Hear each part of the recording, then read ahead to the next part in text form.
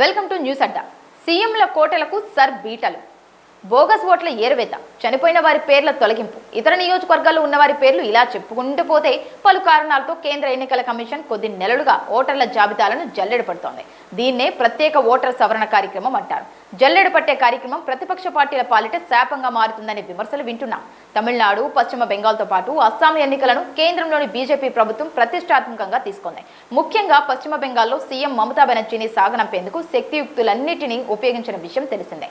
కేంద్ర ఎన్నికల commission sir పేరుతో పెద్ద ఎత్తున ఓటర్లు తొలగించిందని విమర్శలు ఎదుర్కొంటోంది. ఈ ఒక్క రాష్ట్రంలోనే 90 లక్షలకు పైగా ఓటర్లు తొలగించడంపై మమత అగ్గి మీద గుగ్గిలమయ్యారు. బీజేపీ ఆదేశాల మేరకు ఈసీ పనిచేస్తుందన్నది విమర్శలు గుప్పించారు. అయినా ప్రయోజనం లేకుండా పోయింది. సర్ను అడ్డుకునేందుకు ఎంత ప్రయత్నించినా సుప్రీంకోర్టు ఆదేశాల మేరకు ఈసీ తన పని తాను పూర్తి చేసింది. తమిళనాడు చెన్నై నగరంలోని కొలత్తూరు అసెంబ్లీ నియోజకవర్గం నుంచి డీఎంకే అధినేత ఎంకే స్టాలిన్ వరుసగా గెలుపొందుతూ వస్తున్నారు. ప్రతిపక్ష పార్టీల ఓట్లను తొలగించేందుకు ఈసీఐ సర్ తీసుకువచ్చిందని స్టాలిన్ ఎన్నికలకు ముందు తీవ్ర ఆరోపణలు చేశారు. సనాతన ధర్మం, హిందీ భాషను బలవంతంగా రుద్దడం, ఈ నియోజకవర్గాల పునర్విభజన వంటి అంశాలపై కేంద్రానికి సవాళ్లు విసిరారు.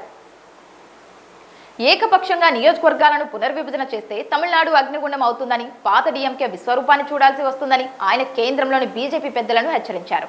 కొరకరాని కొయ్యిగా మారిన స్టాలిన్ను ఇంటికి పంపించేందుకు సర్ను గుట్టు చప్పుడు కాకుండా వినియోగించుకున్నారనే వాదన వినిపిస్తోంది.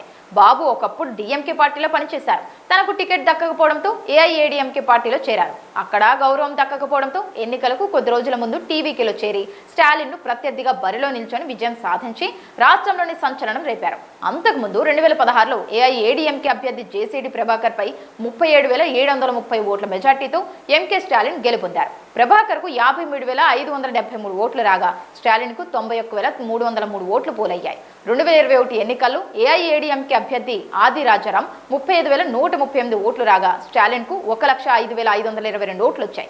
సమీప ప్రత్యర్థి రాజారాంపై 70,384 ఓట్లతో గెలుపొందారు. వరుసగా విజయం సాధిస్తూ వస్తున్న స్టాలిన్ అపజయం పొందారంటే సర్వేటు తప్ప మరోటి కాదని డీఎంకే శ్రేణులు చర్చించుకుంటున్నాయి. నియోజకవర్గంలో అందరికీ అందుబాటులో ఉంటూ పెట్టని కంచుకోటగా స్టాలిన్ తయారు చేసుకుంటున్నారు. అలాంటి నియోజకవర్గంలో ఓటమి పాలు కావడం శ్రేణులు జీర్ణించుకోలేకపోయాయి. సర్ పేరిట ఓటర్ల జాబితా ప్రక్షాళన జరిగిందని చెబుతున్నప్పటికీ ఇద్దరు ఉద్దండ ముఖ్యమంత్రులను ఘోర పరాభవానికి గురి చేసిందనే చర్చ రాజకీయ వర్గాల్లో జరుగుతోంది.